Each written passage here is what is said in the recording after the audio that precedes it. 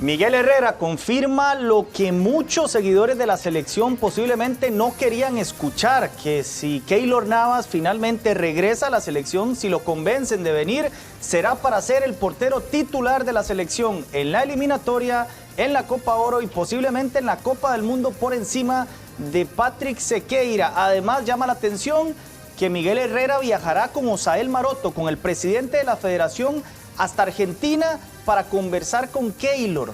¿Por qué tiene que ir el presidente? ¿Qué tiene que discutir a nivel administrativo con el guardameta nacional para ver si quiere regresar a la selección? Lo analizamos esta noche en Acción 360 junto a Julio Ramírez y Jason Arce. Julio, ¿cómo estás? Pedro, Jason, un gusto estar acá con ustedes y por supuesto el saludo cordial a todos los que están en sintonía de Acción 360. Un programa bastante variado y con este tema de Keylor Navas que bueno, sigue dando de qué hablar. Ya Miguel Herrera confirma que si Keylor desea volver, pues será el titular de la selección de Costa Rica, aunque muchos no estemos muy de acuerdo, pero bueno, el técnico como que parece que tiene la gran intención de dirigir a este guardameta y bueno, Keylor formaría parte de la tricolor en la Copa Oro si el guardameta decide volver a la tricolor. Jason, ¿cómo estás? ¿Cómo estás, Pedro, Julio? Un placer saludarlos, estar acá con ustedes en Acción 360. Muy necio, la verdad. Yo creo que Miguel Alpío Herrera en eso de querer dirigir a Keylor Navas al 100%, independientemente de que tengamos un gran portero como lo es Patrick Sequeira. Si tantas son las ganas de querer dirigir a Keylor, de tenerlo en el día a día, pues se hubiera postulado para técnico de Newell's Old Boys y ahí lo hubiera tenido gran parte, digamos, del año. Yo sigo insistiendo, Keylor no más a la selección nacional. Vamos con la pregunta de la noche en Acción, que ya la vamos a tener en pantalla. Y que tiene que ver con Joel Campbell, que será un tema que trataremos más adelante. ¿Cómo catalogar hasta ahora lo que ha sido el fichaje de Campbell con Liga Deportiva Alajuelense? Ahí está el código para que usted lo escanee con calma con su teléfono y nos deje su opinión. También puede ingresar en el sitio web diarioextra.com/vote. Ahí están las opciones. ¿Usted cómo lo cataloga hasta ahora? Decepcionante es una de las opciones. Un fiasco también aparece para que usted vote. Si usted considera que ha cumplido o que todavía hay que tenerle paciencia, porque recordemos, le queda todavía más de un año de contrato. Más adelante veremos los números, los goles, partidos jugados, asistencias, títulos de Campbell, pero hasta ahora, ¿cómo lo considera usted? Ahí está el código para que empiece a participar. Vamos a volver al tema de Keylor. Estaba clarísimo que Miguel Herrera lo quería de vuelta en la selección. La duda que teníamos era con qué rol o bajo qué condición, si venía a luchar por un puesto con Patrick Sequeira, que es hasta ahora el titular indiscutible para la mayoría, pareciera que para el Piojo no, pero no sabíamos si venía con la condición de ser el guardameta titular. Bueno, esta mañana pudimos conversar con el técnico, ya lo veíamos ahí en la nota de nuestro compañero Leo Sandí, y deja claro que hay que respetar jerarquías, que reconoce el buen momento de Patrick, pero que nadie puede borrar lo que hizo Keylor. Además, lo está repitiendo en este momento en Newell's. Aquí la verdad es que creo que es una decisión del técnico y al final es el que manda. Muchas veces a lo largo de la historia no hemos estado de acuerdo con algunos nombres que ciertos técnicos llevan a la selección y no queda nada más que aguantarlos. Podemos recordar incluso algunos hasta que fueron a Mundial prácticamente lesionados y sin merecerlo, por una decisión exclusiva del entrenador. Bueno, aquí algo, yo creo que tal vez sea menos discutible esto con respecto a otros casos. El tema es ese, ¿verdad? Que venga con la condición de ser titular, que en este caso creo que ni siquiera la está exigiendo Keylor, sino que el mismo técnico. Al final de cuentas, después de ver esto, pues los dos Moras me lo llenan, ¿no? Los dos Mora, tanto Joseph como Carlos, lo hicieron muy bien. Los dos tienen muy buena marca, los dos tienen muy buen recorrido, los dos tienen buen centro, los dos van bien de arriba, a pesar de que no son tipos tan espigados o tan altos. Se disputan bien en el juego aéreo por las bandas, no tanto al medio.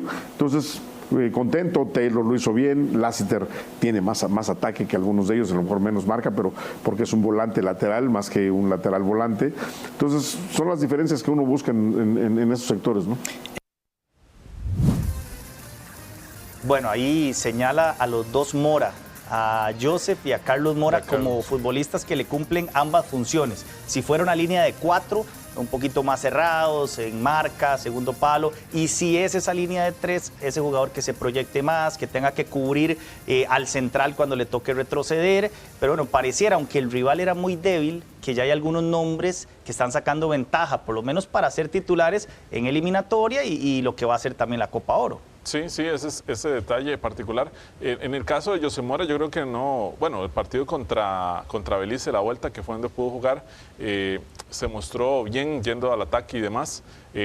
Al final le termina ganando el pulso a Ariel Lassiter y en una posición que Mora conoce mucho mejor que el mismo Lassiter, más allá de que Lassiter pues venía en la selección jugando en eso. Caso contrario a lo de Mora, que Mora uno lo ha visto más de extremo, y en Alajuelense, cuando estuvo en Alajuelense, eran de algunas veces jugaba como lateral.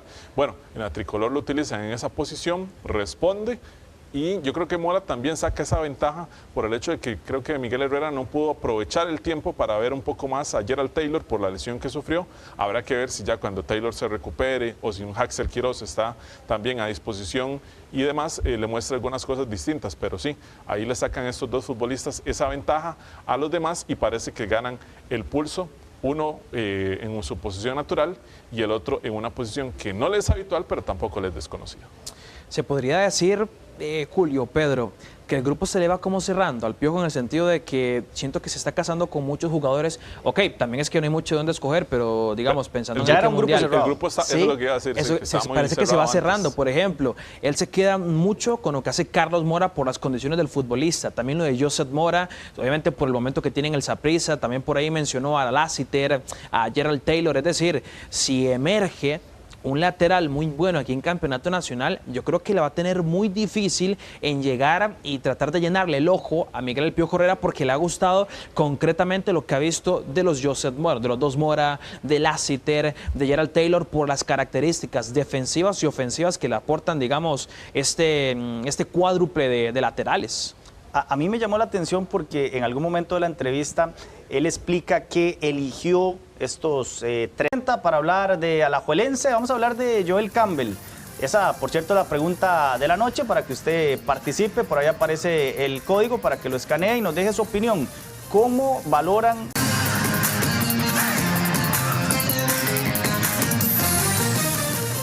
Diario Extra llega hasta su casa o negocio, un periodismo objetivo, imparcial, con un manejo fuerte desde el punto de vista ético y una mayor confiabilidad. Consulte por las zonas de cobertura, suscríbase al 7070-4205, infórmese primero y mejor con Diario Extra. Vamos a hablar del Saprissa, el Saprissa de Paulo Wanchope, que ya cumple 4 partidos al frente de Chope como nuevo técnico.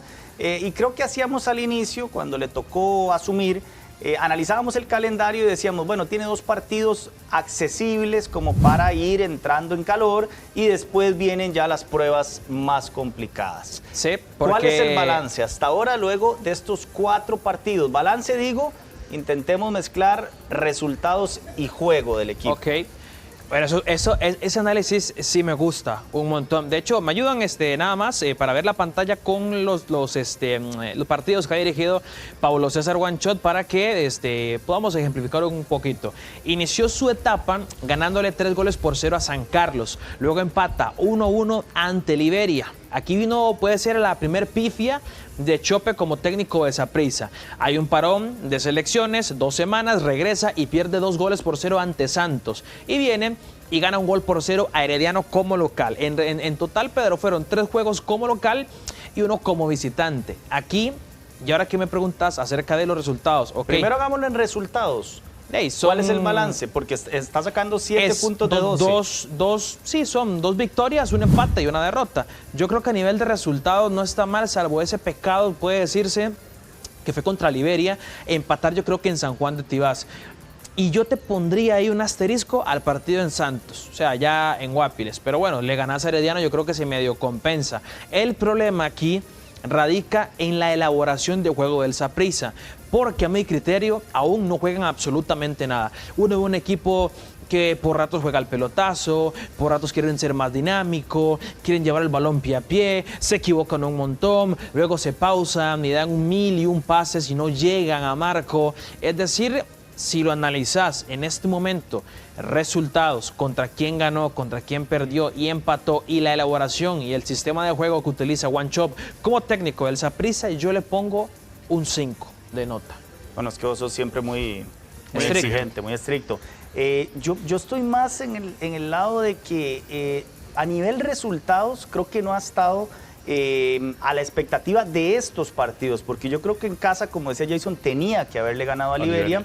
Y bueno, luego lo de Santos, creo que era una cancha complicada, pero en cuanto al funcionamiento, en ciertos partidos yo creo que se ha empezado a notar ya una diferencia con respecto a lo de Yácone, y son muy pocos juegos. Entonces yo creería que por lo menos ahí hay una esperanza, porque más allá de que el partido del domingo fue muy cerrado y el Saprissa fue superior, pero en el segundo tiempo le costó, ahora neutralizó a Herediano, pero en general creo que es un equipo que tiene un poquito más de volumen de juego, llega con más constancia al área rival que el equipo de Yácone. Yo digo, bueno, aquí hay un mérito porque en muy poco tiempo consiguió algo que le costó horrores a Yácone. Entonces yo estoy más del lado de que números no ha estado a la altura, y en cuanto al juego creo que ha estado incluso por encima para mí.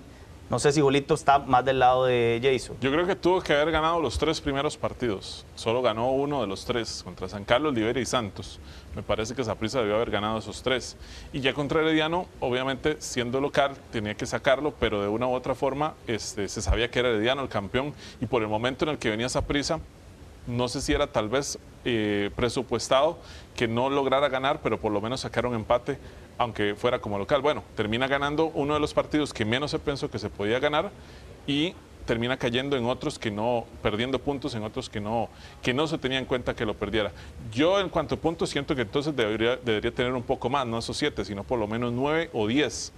Y en cuanto a rendimiento, me parece, ahí sí coincido con Pedro, ha tenido un leve avance, aunque hay un detalle. Por ejemplo, contra el Santos, Saprissa que va a ver muchísimo en el rendimiento. Ese fue su peor, pero en el partido. Pero ahí lo que iba Pedro es que ahí también hay un asunto en el que ni Wanchope, ni Yácone, ni Vladimir, ni Justin, ni cualquier otro técnico que hubiera estado en el banquillo de Saprissa hubiese podido con eso. Y es que los jugadores tampoco la meten. No meten los goles, no concretan, no son efectivos frente al marco. Y entonces eso le termina pasando factura a lo que ha mostrado Saprissa en varios de estos partidos. Pero ese fue su peor resultado, si analizamos los que ha tenido. Ahora, en cuanto al juego, posiblemente haya sido en el que más llegó. Sí. Ahora decía lo de los delanteros, 2 bolas al palo, porque el portero Parker, que fue figura.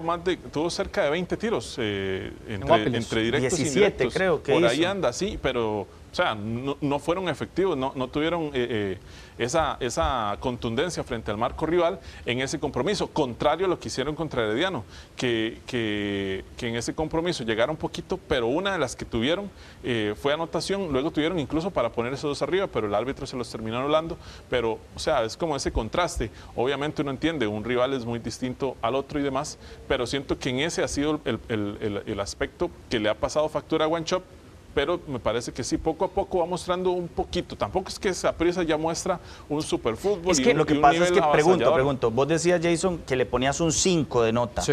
Ahora, ¿cómo venía antes? Porque, ¿cuál era la nota antes entonces? Era como un 3. Porque la verdad es que yo veo cierta evolución. Entonces, si me dicen, ahora tiene un 5, antes tenía un 2. Yo más bien antes le hubiese puesto un 5. Ahorita le pongo un 6,5, casi 7. Es que, digamos, es que Pedro planteó la pregunta en este contexto.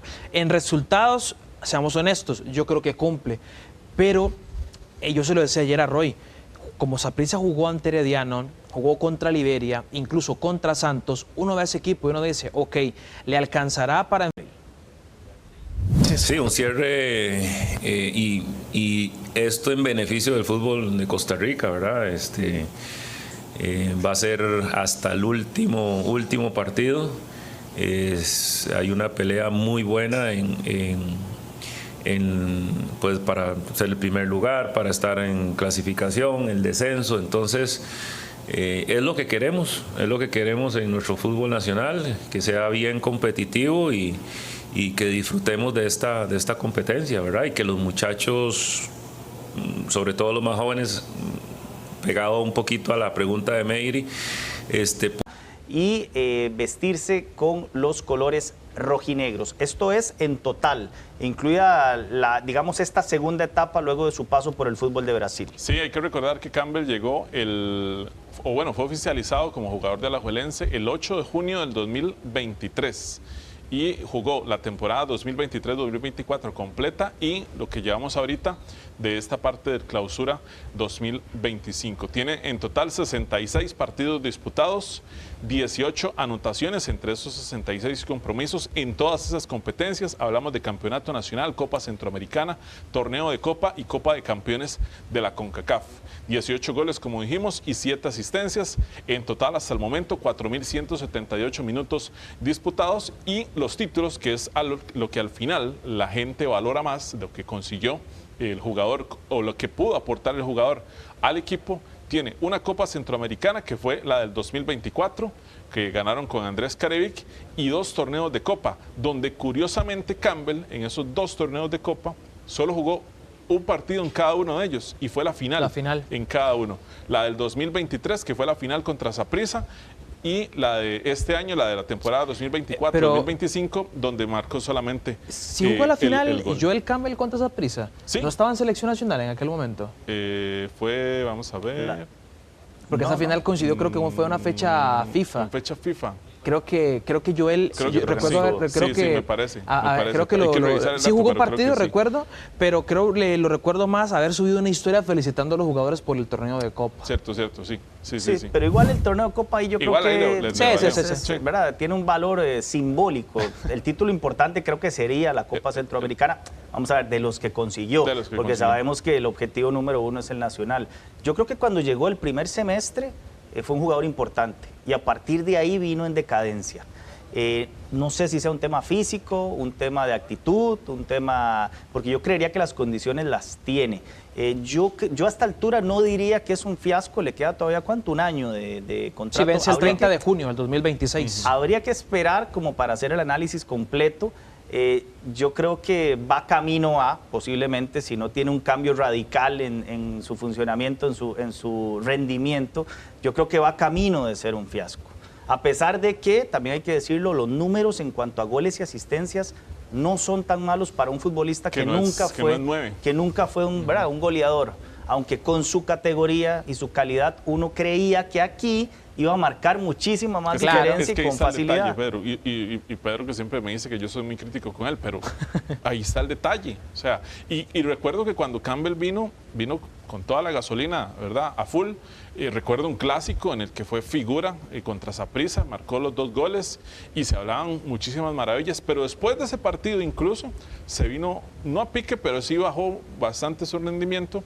La temporada siguiente ahí estuvo, normal, y aparecía en un partido sí, en otro no, en uno sí, marcaba 3 goles a Santos, recuerdo, en un partido creo, luego en otro no aparecía, y entonces se criticaba mucho esa cuestión. Otro punto que se le critica muchísimo es que en los partidos bravos, los partidos grandes, a la hora buena no aparece. Campbell no ha anotado todavía una fase final de campeonato nacional y la liga ha jugado todas estas fases finales en los últimos torneos y no ha aparecido, no ha marcado gol, no ha marcado diferencia. Entonces eso es lo que el aficionado alajuelense le termina reclamando. El único partido así importante que creo que ha marcado fue la final de Copa Centroamericana contra el Real Estelí cuando la ganaron, y también en esta final del torneo de Copa, la última ante Montarenas. Yo con Joel, a ver, no sé si sería un fiasco realmente de fichaje, pero sí tengo, no esta teoría, sino esta definición. Yo creo que es el típico fichaje bomba de la liga que cuando explota... Y entre uno de los dos saldrá uno de los finalistas de esta Copa Italia. Porque la otra semi es Empoli-Bolonia. Bueno, cerramos acción con el resultado de la encuesta, cómo catalogar el fichaje de Joel Campbell hasta el día de hoy con Alajuelense. Un 21% de la gente dijo que es decepcionante, un 65% considera que fue o está siendo un fiasco y apenas un 7% dice que ha cumplido. Lo mismo los que consideran que hay que tenerle todavía paciencia a Joel Campbell con la camiseta rojinegra. Nos vamos, más deportes a las 9:50, Jason. Sí, ahí en la sección deportiva de Extra Noticias y mañana evidentemente con Acción 360 a la misma hora acá en Extra TV.